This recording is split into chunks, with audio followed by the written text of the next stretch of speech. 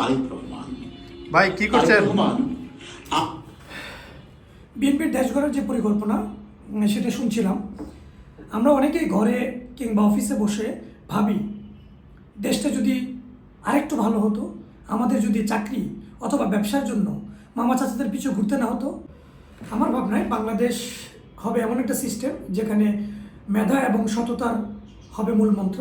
পাশাপাশি বিএনপি রাষ্ট্র পরিচালনার যে 31 দফা, সেখানে কৃষক কার্ড, ফ্যামিলি কার্ড, বেকার ভাতা, ইমামদের সম্মানী এবং উৎসব ভাতা আমাকে আশাবাদী করে। বিএনপি বলছে সরকার গঠনের প্রথম 18 মাসে 1 কোটি কর্মসংস্থান তৈরি করবে, পাশাপাশি ফ্রিল্যান্সারদের জন্য বিশেষ সুবিধা এবং পেমেন্ট গেটওয়ের জন্য পেপ্যালকে বাংলাদেশে ইন্ট্রোডিউস করবে। দেশ গড়া মানে আমার আপনার স্বপ্নের বাস্তবায়ন।